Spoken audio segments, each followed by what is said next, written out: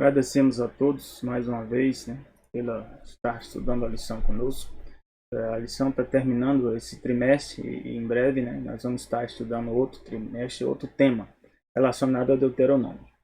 E o tema de hoje, dessa semana, fala sobre o descanso supremo. Né? Supremo é uma palavra que a gente só pode empregar para Deus. Né? Tem palavras que não dá para ser usada a não ser para Deus. E a questão da promessa do descanso que ele nos dá, somente ele pode nos dar. De qualquer maneira, quando Deus promete uma coisa, nós podemos ter certeza que ele vai cumprir. Existem promessas que são condicionais, né? E tem promessas que não são condicionais. Por exemplo, a segunda vinda dele não é condicional.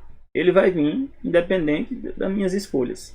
Já, se eu vou para o céu ou não vou para o céu, aí sim é condicional. Existem regras que ele determinou para que nós possamos estar no céu. De qualquer maneira, 1 Coríntios 2,9 diz que quem vai estar no céu, Deus promete algo maravilhoso. Como diz aqui, ó. Mas como está escrito, nem olhos viram, nem ouvidos ouviram, nem jamais penetrou em coração humano o que Deus tem preparado para aqueles que o amam. Então é muita coisa, né, que foi vista ou foi ouvida, e muito mais ainda foi imaginada pela mente humana. Mas diz que o que Deus tem preparado para nós, nenhuma dessas capacidades, né, consegue atingir. Então é algo realmente que nós não temos noção de como será, mas da grandeza do que será. Mas Deus dá alguns vislumbres, né, de como será. E aqui mostra como Deus é poderoso para fazer o que ele disse que vai fazer. Efésios 3, 19 e 21 diz assim, que nós temos que conhecer o amor de Cristo. E esse amor de Cristo, Cristo significa Messias. Né? Jesus é o nome Jesus, né? É o nome pessoal dele. Cristo significa Messias ou ungido. Então, conhecer o amor de Cristo, do Messias, de Jesus, excede todo o entendimento, para que sejais cheios de toda a plenitude de Deus. Então a gente tem que conhecer o amor de Jesus. Como é que a gente conhece o amor de alguém? A gente tem que conviver. Tem que ter compromisso. Além do compromisso, a gente tem que tomar uma decisão, né, de investir nesse relacionamento. De qualquer maneira, quanto mais a gente conhece Jesus, né, que o amor de Jesus excede todo entendimento, nós vamos cada vez mais sendo alcançando o que é a plenitude de Deus. Esse é o propósito dele. E diz assim, ora, aquele que é poderoso para fazer tudo, muito mais abundantemente além daquilo que pedimos ou pensamos. Aí é fantástico. É maravilhoso.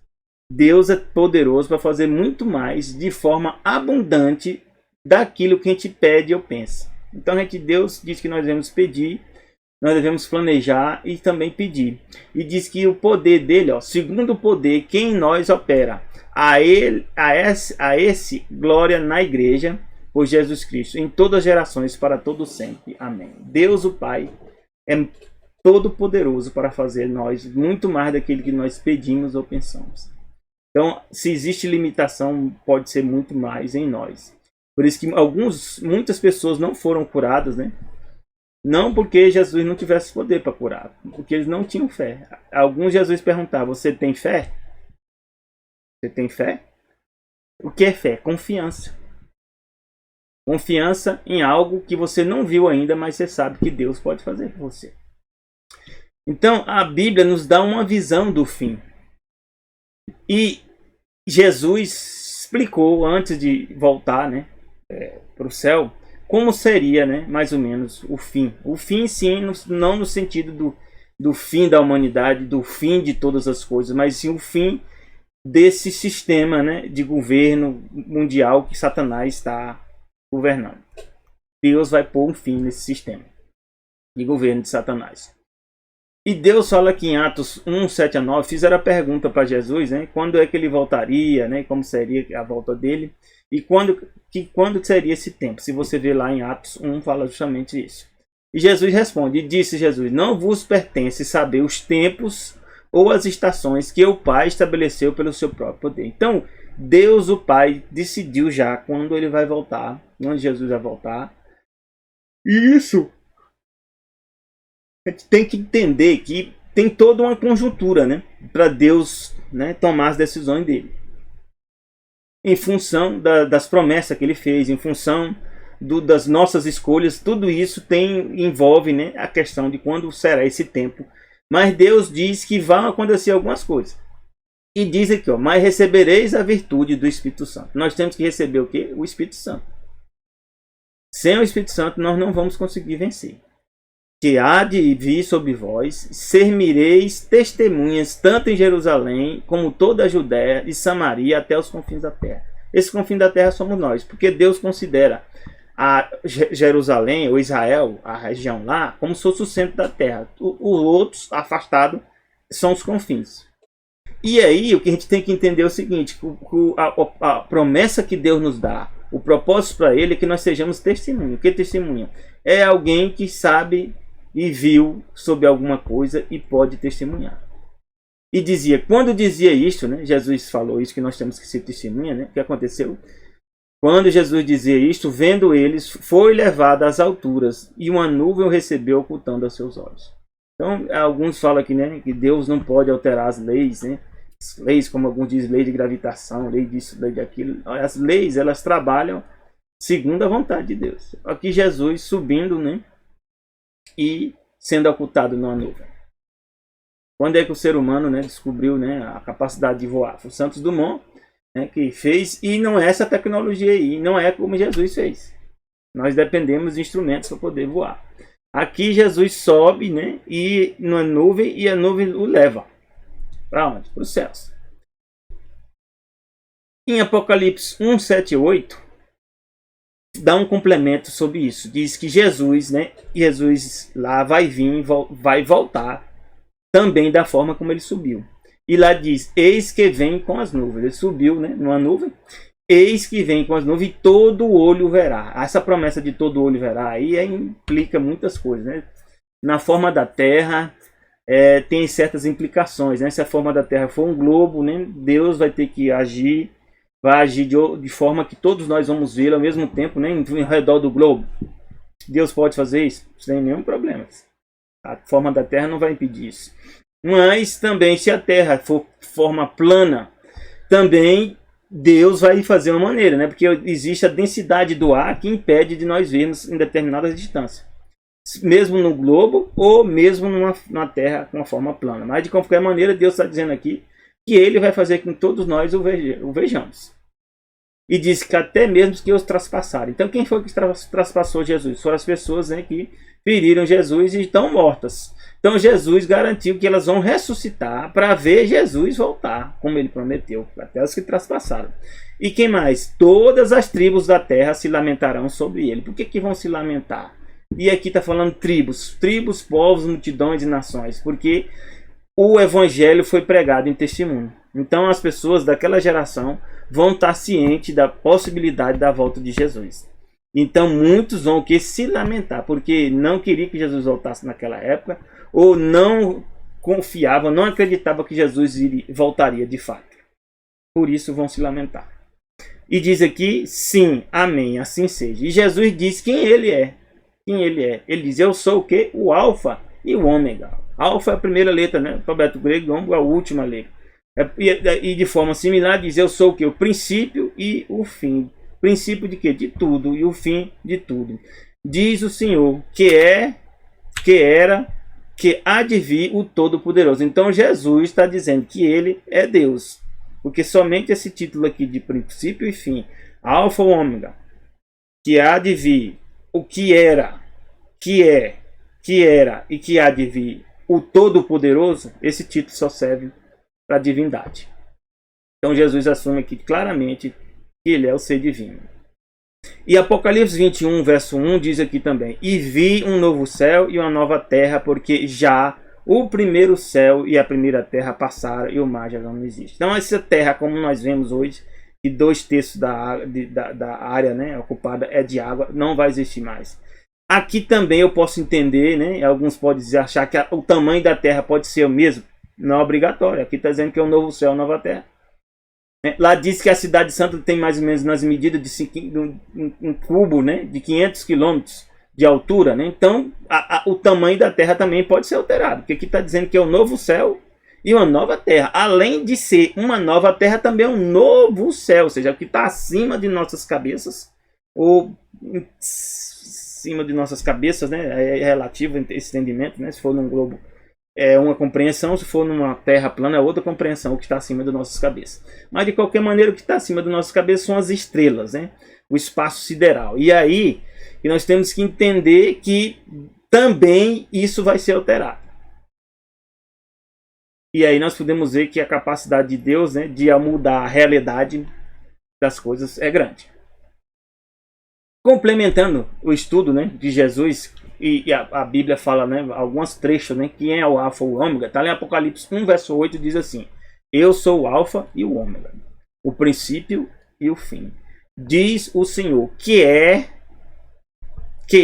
e que há de vir, o Todo-Poderoso. É poderoso, era poderoso e que há de vir, Todo-Poderoso. Ela pode ser substituída por aquela palavra, né, quando Moisés perguntou: quem é Jesus? Quem é Deus? Qual é seu nome? Eu sou o que sou. É nesse entendimento aqui. Apocalipse 21, verso 6, né, Jesus diz assim: e disse mais, está cumprido. Ou seja, Deus confirma que ele vai cumprir a promessa dele de criar um novo céu, uma nova terra e restaurar todas as coisas. E ele diz: eu sou o Alfa e o Ômega, o princípio e o fim. Quem está falando? Aquele que é o Alfa e o Ômega, o princípio e o fim. E ele diz: quem é essa pessoa? A quem tiver sede, de graça lhe darei a fonte da água da vida. Quem fez essa promessa aí? Jesus disse. Jesus diz: eu sou a água da vida. Eu sou o pão do céu. Eu sou o cordeiro. Eu sou o pastor das ovelhas. Então, aqui novamente nós podemos ver que Jesus se revelando, né? Que é justamente o Alfa e o Ômega, o princípio e o fim, e que é o Todo-Poderoso. Apocalipse 1, verso 11 dizia: eu sou o Alfa e o Ômega, o primeiro e o derradeiro, o que vês, escreve num livro, envia as 7 igrejas que estão na Ásia: Éfeso, Esminas, Pérgamo, Tiatira, Sardes, Filadélfia e Laodiceia. Se você vê em Apocalipse 1, verso 1 a 3, diz: quem é que enviou o livro para ser escrito para o João? Foi Jesus. Jesus envia, né, ao anjo, e esse anjo passa para quem? Para João. Então aqui se alguém tiver dúvida de quem é Jesus, Jesus é Deus, é a divindade, e se revela como o Alfa, o Ômega, o princípio e o fim, e o ser todo-poderoso, garantindo as promessas que ele deu de voltar. E ele diz agora, Apocalipse 22, de 12 a 14, novamente ele vai dizer que é o Alfa e o Ômega. E diz mais: eis que cedo venho, o meu galardão está comigo para dar a cada um segundo a sua obra. Então, que obra é essa aqui? Tem 2 obras, né? A justificação pela fé. A Bíblia diz que o justo viverá pela fé. Então a nossa obra é o quê? Ser justificado por Jesus ou não ser justificado por Jesus. E aqui diz: eu sou o Alfa e o Ômega, o princípio e o fim, o primeiro e o derradeiro. Bem-aventurado aqueles que guardam seus mandamentos, ou seja, ou os mandamentos de quem? De Deus, para que tenha direito à árvore da vida e possa entrar na cidade pelas portas. Então, aqui novamente está relembrando os mandamentos de Deus. E mandamentos aqui a gente tem que entender que não é só o decálogo, os 10 mandamentos, não. Tem leis naturais, tem leis também, né? Outras leis que Deus estabeleceu que está lá no Pentateuco. Como leis, né, sobre alimentação, leis, né, sobre relação em casamento, leis, né, sobre animais limpos e impuros, né, e várias outras leis que Deus estabeleceu, leis naturais também. Então, essas leis fazem parte, né, da vida no céu. A contagem regressiva. Continuando aqui, Jesus vai vir, nós já vimos. Ele promete que vai criar um novo céu, uma nova terra. Mas aí nós estamos numa fase, né, entre a segunda vinda de Jesus e o quê? E essa restauração. E Deus resolveu dar sinais para aqueles que são seus servos, né? Porque quem lê a Bíblia e não é servo não vai entender. Não vai entender o que está acontecendo hoje, né? Nós vamos vendo essa pandemia, acha que não tem nada a ver com a segunda vinda de Jesus. E tem tudo a ver. Nós vamos ver um pouco depois mais, vou falar um pouco mais depois sobre esse assunto. Em Mateus 24:3 diz assim: e estando assentado no Monte das Oliveiras, chegaram para Jesus, né, os discípulos, e perguntaram em particular: Jesus, diz-nos quando serão essas coisas. Que coisa? Jesus disse que não ia ficar pedra sobre pedra no santuário de Jerusalém. E eles perguntaram, além disso, perguntaram: que sinal haverá da tua vinda e do fim do mundo? Então, é um programa, uma pergunta bem ampla. E Jesus começa a explicar. Então, esse capítulo, Jesus junta quando seria destruída Jerusalém, os sinais da vinda e o fim, quando seria o fim. Aí eu trouxe aqui algumas partes que eu acho que são interessantes para a gente entender justamente, né, o que está envolvendo com essa pandemia. E a gente pensa que essa pandemia ela é a única, né? Vão haver outras até chegar ao fim, porque a Bíblia diz aqui: ouvireis guerras e rumores de guerras. E nós, como tem tido guerra, né?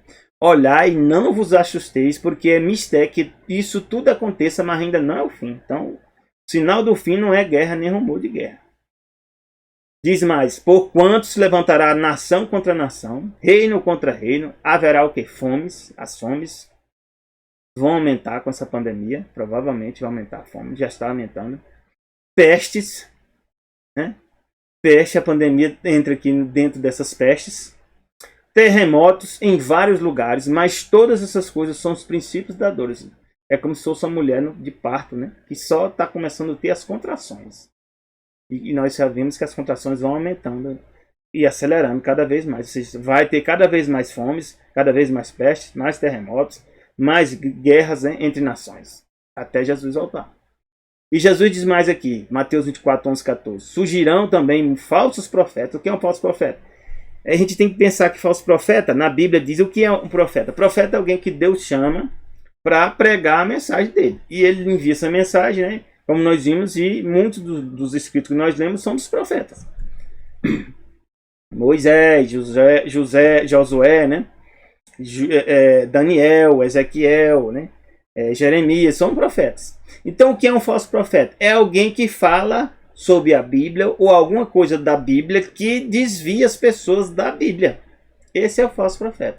Então, existem muitos falsos profetas que dizem: enganarão a muitos. Então, existem muitos falsos profetas. E aí, como é que eu sei que é um falso profeta? Lendo a Bíblia. Eu só vou saber lendo a Bíblia. Se essa pessoa falar contrário à Bíblia, infelizmente, por mais bonito ou por mais atraente que ele se apresente ou se apresente, né? É um falso profeta. E diz mais Jesus que no tempo da vinda dele, por se multiplicar a iniquidade, o que é iniquidade? É pecado, transgressão da lei. O que faz o amor diminuir na humanidade? O amor de muitos vai esfriar. O que é esfriar? Morrer. É a transgressão da lei. E a gente tem que ter muito cuidado. Tem que estar com oração a Deus cada dia, confessando os nossos pecados, para que a gente não entre nesse caminho, né, de iniquidade, a ponto que o amor, nosso amor a Deus se esfrie. Não é fácil, mas é o caminho a seguir. E diz: mas aquele que perseverar até o fim, esse será salvo. Perseverar o quê? Em fazer a vontade de Deus. Perseverar o quê? Em ser discípulo de Jesus. Esse, perseverando até o fim, assim, o que perseverar? Significa que você não vai cair? Não. Perseverante não é o que não cai. Perseverante não é o que não comete erros ou não comete falhas. É o sim que continua mesmo com erros ou com falhas, até alcançar o propósito para o qual Deus trouxe ele, a existência. E aí Jesus nos diz qual é o sinal do fim. Este evangelho do reino será pregado em todo o mundo. Lembra que Atos 1 diz que quando Jesus voltar, todo olho verá e as tribos vão se lamentar? Olha por quê. Porque o evangelho do reino vai ser pregado em todo mundo, em uma geração. Em testemunha a todas as nações. Aí sim, quando essa geração tiver tomado a sua decisão, a Bíblia diz que sim, aí virá o fim. Ou seja, não haverá ninguém mais que não tenha tomado sua decisão. E a decisão para Deus, você ouvir o evangelho e não considerar, você está tomando decisão. Você pensa que não está tomando, mas está tomando. Então aqui nós vamos fazer um resumo aqui desses aspectos, né? Logo em seguida, a tribulação daqueles dias, o sol se escurecerá. A lua não dará a sua claridade. Jesus falou também que ia acontecer sinais onde? No céu, na lua e nas estrelas. Então, logo a seguir da grande tribulação, Jesus falou que iria ocorrer na época, né? Jesus falou que iria ocorrer no futuro. O sol ia escurecer, a lua não ia dar sua qualidade e as estrelas iam cair do firmamento e os poderes do céu serão abalados.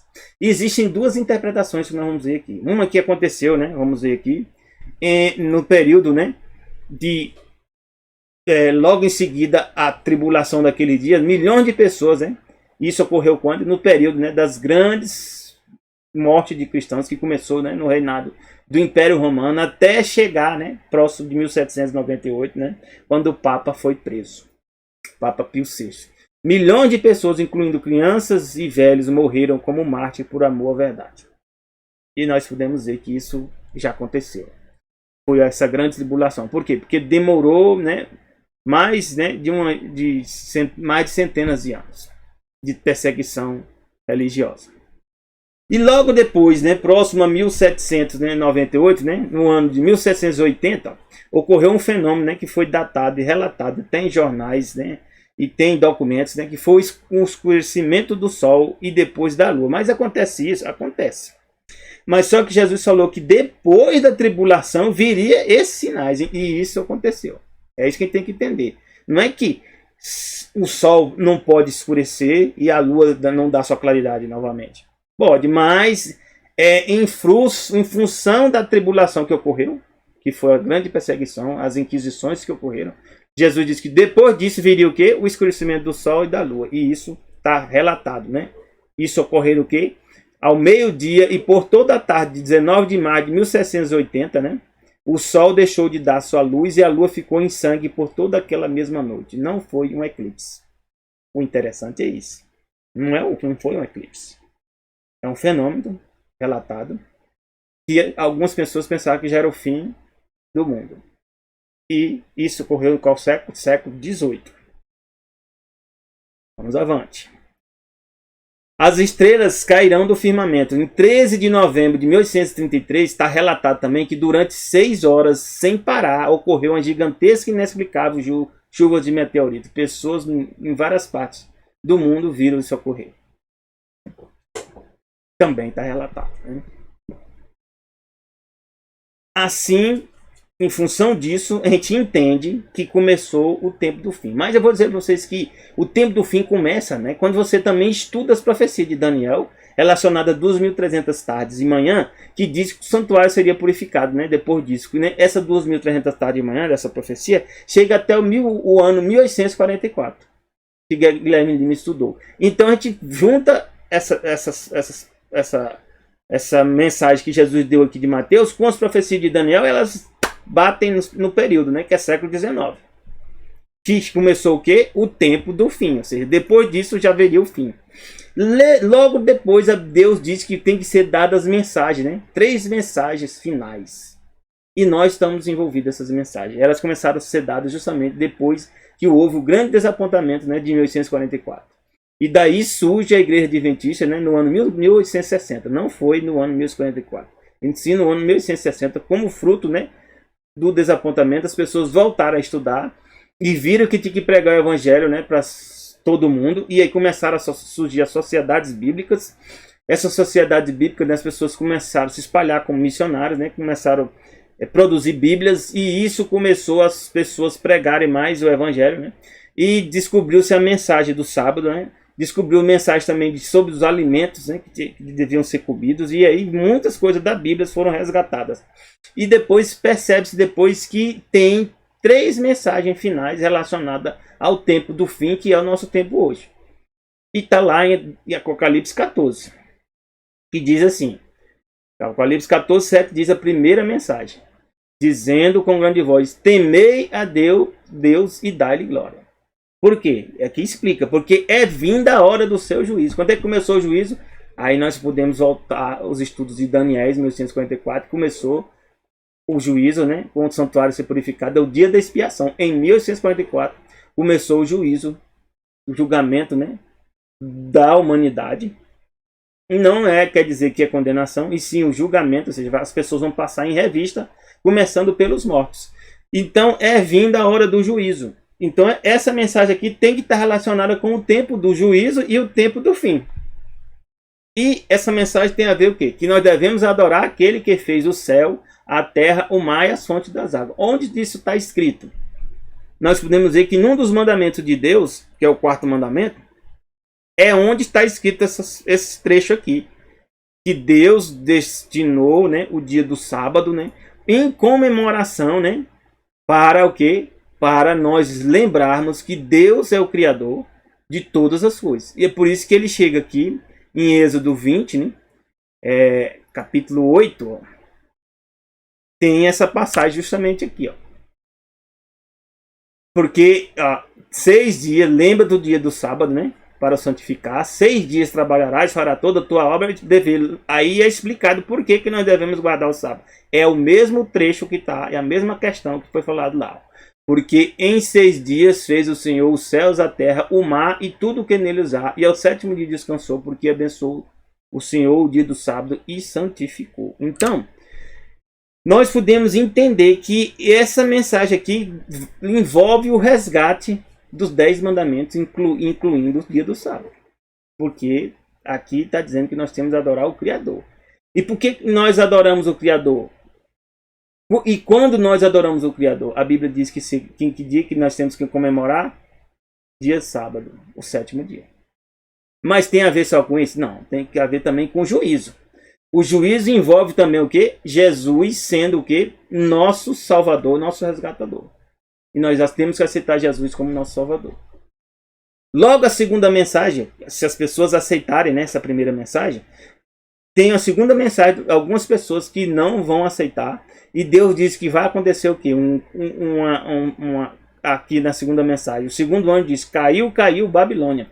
Aquela grande cidade que a todas as nações deu de beber vinho da ira de sua fornicação. E quem é a Babilônia aqui? Babilônia, para a gente lembrar de Babilônia, a gente tem que estudar a história de Nimrod. Nimrod criou o quê? Uma torre, né, chamada, né, Deus chamou depois, confundiu a língua, chamou de Babel. Nimrod criou várias cidades, né, e criou a religião de adoração o quê? Ao Deus Sol e a deusa Lua, e também as estrelas. Então, esse sistema religioso de Babilônia envolve o que? Adoração ao Sol, à Lua e às estrelas.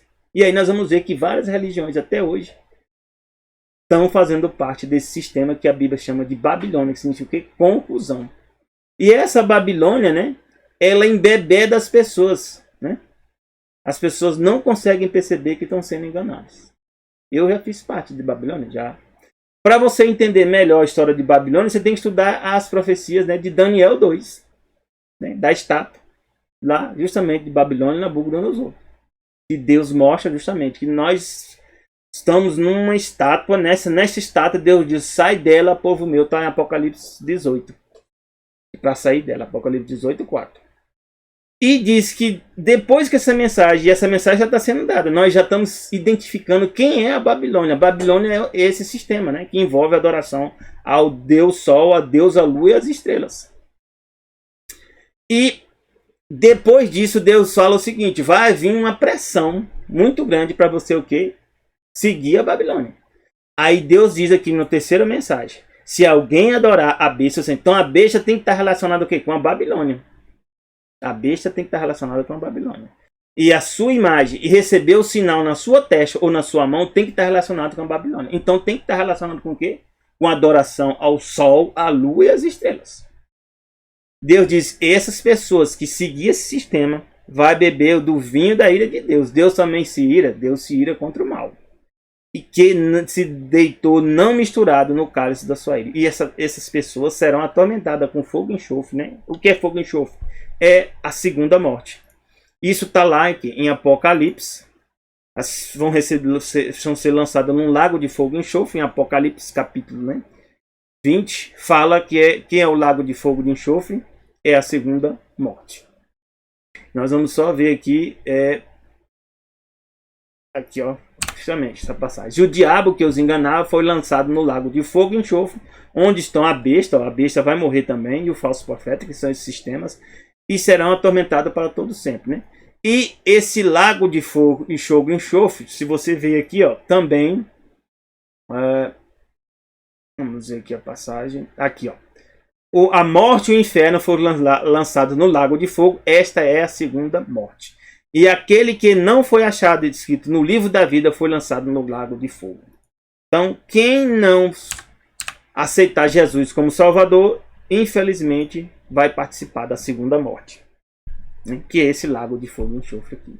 Então, aqui, claramente, nós já estamos vendo que as pessoas que vão adorar a besta, a sua imagem, e receber o sinal na testa ou na mão, elas vão o quê? Não, o nome delas não vão estar no livro da vida. Não vão estar no livro da vida do Cordeiro. Elas não aceitarão Jesus como seu Salvador pessoal. Elas não serão discípulos de Jesus. Felizmente. Continuando, diz aqui, Apocalipse 14, 14, 16, diz: o outro anjo saiu do santuário, gritando, né, em grande voz, para aquele que se achava sentado sobre a nuvem. Quem é que estava sentado sobre a nuvem? Nós sabemos que é Jesus, que vai vir na nuvem. Toma a tua foice, pois chegou a hora de ceifar, visto que a seara da terra já amadureceu. Aquele que estava sentado sobre a nuvem passou a sua foice sobre a terra e a terra foi ceifada. Então, Apocalipse 14 dá as últimas mensagens, né? 3 mensagens antes de Jesus voltar na segunda vinda. E está relacionada também com Mateus 24, porque Jesus disse que vai ser pregado o evangelho, né, em testemunha a todas as nações, e então virá o fim. Então, aqui, esse evangelho do reino é o que? Está relacionado com essas 3 mensagens angélicas. Ou seja, quem é Deus, a quem você deve adorar, que dia você deve adorar. Você não deve participar da Babilônia, ou seja, não deve participar da adoração ao sol, à lua, às estrelas. E nós vamos ver que tem várias religiões que estão ligadas à adoração ao sol, porque o dia do sol é o domingo, e muitas das religiões, inclusive cristãs, estão guardando o dia de domingo e não o dia que Deus falou que deve ser guardado, que é o sábado. E Deus ainda fala que o sábado é um sinal entre ele e seu povo. Está lá em Ezequiel, né, capítulo 20. Deus diz que o sábado, né, é um sinal entre ele e o povo. Né? E alguns ainda têm dúvida. Ó. Lhe dei, né, os meus sábados para que servir de sinal entre mim e eles, para que soubesse que eu sou o Senhor que o santifica. Então Deus diz que o sinal para nós sabermos quem é o Deus que nós adoramos, o sábado é justamente esse sinal. Então, ver pessoas ensinando até hoje ainda que devemos guardar o domingo, que Jesus ressuscitou, isso ou aquilo. Se você ler na Bíblia, você não vai encontrar isso em canto nenhum. Quem foi que instituiu isso aí? Aí nós vamos ver que foi o quê? Constantino, no ano dia 7 de março de 321, imperador romano, estabeleceu a guarda do domingo, porque ele era o quê? Adorador do deus Mitra, que era o deus Sol. E aí, depois disso, a Igreja Católica Apostólica Romana, que foi herdeira do Império Romano, deu sequência nisso e ensinou as pessoas a adorar que dia? O domingo. E eles mesmos dizem que foi eles que mudaram, né, por sua própria autoridade. Não foi a Bíblia que mudou. Então, nós temos que aprender, meus irmãos, a entender de que lado nós estamos. Nós estamos muito perto do fim. Hoje nós estamos vendo uma confusão, né, vacina ou não vacina, que essa vacina é. Olha, independente do que seja essa vacina e quais sejam as consequências dessa vacina, nós temos que entender o seguinte: estão sendo aprovadas leis para tirar a nossa liberdade. A liberdade de escolha, nossa liberdade de direito de ir e vir. E no futuro, a tendência é que chegue, né, na liberdade de consciência e liberdade de culto e fé. No final é para chegar nesse ponto aí. Porque a Bíblia diz que esse vai ser o ponto de questão mundial. A quem você adora. Então, muitas pessoas que não se dizem socialistas, e o que é socialista? É o Estado querendo ser Deus. Esse é o socialismo. O socialismo quer substituir, né, o Estado em detrimento de Deus. Ou seja, retirar a religião ao seu culto religioso e colocar o Estado como se fosse quem que controlasse sua consciência. E nós estamos vendo isso acontecendo, né? Em países que a gente dizia democrático. E estamos vendo também pessoas que se dizem democráticas e de fato são socialistas. Elas estão numa democracia porque nós estamos num regime democrático que foi instituído a duras penas, né, com muitas lutas e batalhas, que estamos em risco de perder se ficarmos calados. Então nós temos que aprender com o passado e também ver o que está acontecendo agora no presente. E a Bíblia diz, ó, que nós temos que descansar em Deus. Todos estes morreram na fé, sem terem recebido as promessas, mas vendo-as de longe, crendo-as, né, e abraçando-a, confessaram que eram o quê? Estrangeiros e peregrinos na terra. Então, alguns dizem, né, que os apóstolos, muitas pessoas já foram para o céu, né, já estão na glória. A Bíblia diz que não. Diz que eles morreram na fé sem terem recebido as promessas. Não receberam as promessas ainda. Abraão não recebeu a promessa. José não recebeu a promessa. E qual é a promessa? De um novo céu e nova terra. E qual é a promessa? De estar onde Deus está. Então, quando você morre, você não vai estar indo direto para o céu. Porque a Bíblia não mente. Então a Bíblia está dizendo aqui que eles não receberam essas promessas. Mas vendo de longe, crendo e abraçando, confessaram que era estrangeiro e peregrino. E Hebreus 11,16 diz, mas agora eles desejam o quê? Uma melhor, o quê? É a celestial. Por isso também Deus não se envergonha deles, de chamar seu Deus, porque já lhes preparou uma cidade. Eles já receberam essa cidade? Não. Eles já estão nessa cidade? Não. A Bíblia diz que não. Então, o que acontece na morte é bem distinto do que as pessoas têm ensinado aí. Que você já morre e já vai direto para o céu. Ou vai para o inferno ou vai para o purgatório. Criaram até a figura do limbo, né? Já. Que as criancinhas, né, não podem estar no purgatório e às vezes não vai para o céu e nem vai para o inferno. É que tiraram o limbo. A Bíblia não existe essa história toda. João 5, 28, 29, Deus fala, não vos maravilhei disso. Olha o que Jesus diz. Porque vem a hora em que todos que estão onde? No sepulcro. Então quem morre está onde? No sepulcro. Ah, mas se ele foi espalhado, o pó dele no mar, continua sendo o sepulcro, que é o sepulcro, o lugar onde seus restos mortais foram lançados. Esse é o sepulcro. E diz que vamos ouvir a voz dele, e os que fizeram bem sairão para a ressurreição da vida. Ou seja, não foram para o céu ainda.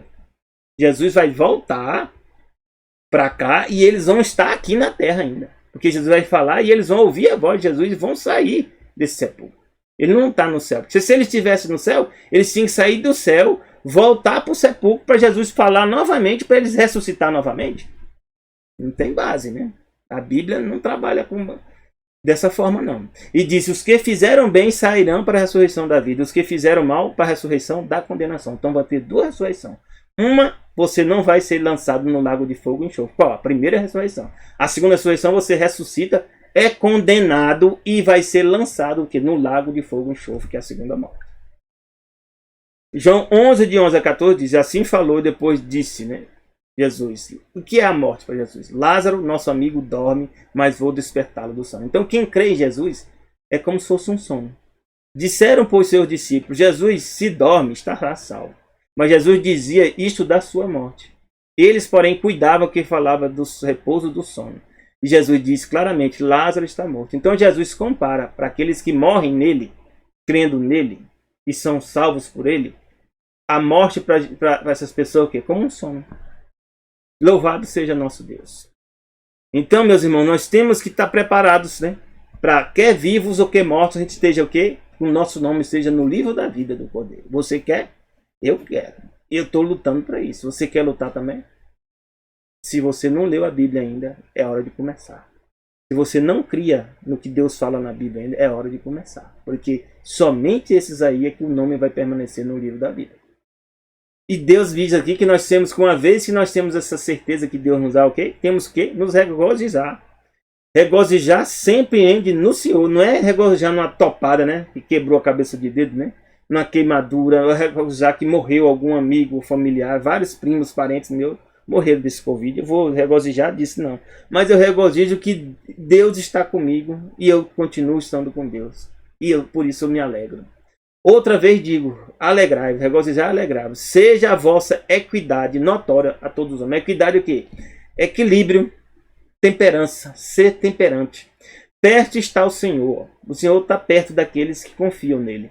Não estejais inquietos por coisa alguma. Isso aí é difícil. Digo para vocês que é difícil. Mas nós temos que seguir esse caminho. E como é que nós vamos deixar de ser inquietos? Aqui está explicado. Antes, as vossas petições sejam em tudo conhecidas diante de Deus pela oração pública com ação de graça. Então, em meio às nossas ansiedades, nossas inquietudes, nós temos que levar para quem? Para Deus. Tem coisa que a gente não vai conseguir resolver.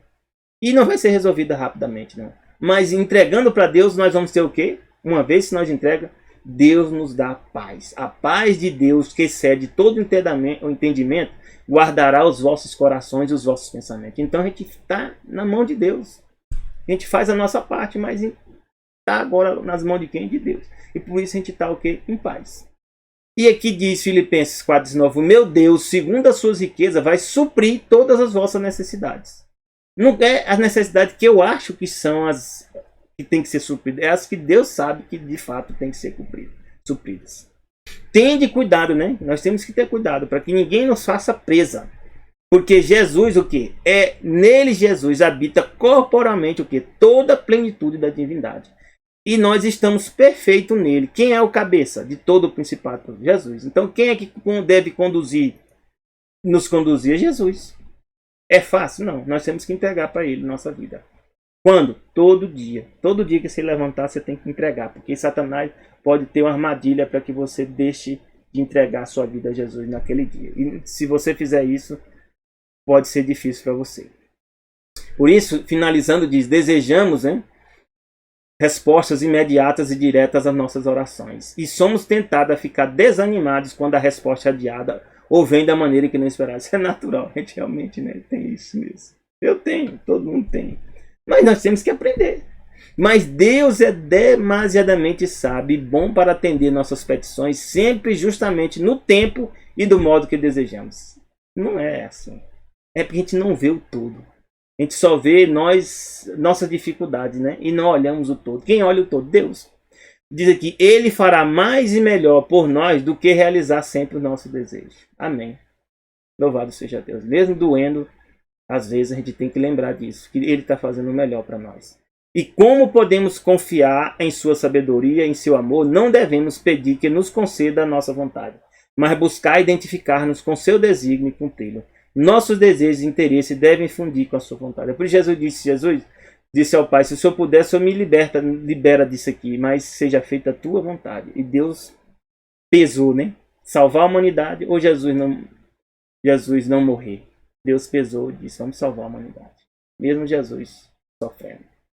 Que Deus abençoe a você, seus familiares. Que nós estejamos preparados a cada dia, meus irmãos, para estar atento. Tudo o que está ocorrendo hoje e que vai ocorrer no futuro está relacionado com a segunda vinda de Jesus. E esteja atento que quando for feito coisas que retirem a sua liberdade de escolha, sua liberdade de ir e vir, sua liberdade de consciência, pode ter certeza que é Satanás que está por detrás. Não importa quem esteja fazendo. E que você deve lutar para manter isso, porque quem te deu isso foi Deus. E para que você possa se manter firme e não estar na Babilônia, você tem que se manter sua liberdade de escolha. Que Deus te abençoe, te dê um bom fim de semana e um feliz sábado, que começa aqui ao pôr do sol da sexta ao pôr do sol do sábado. Graça e paz de Deus para ti e teus familiares. Amém.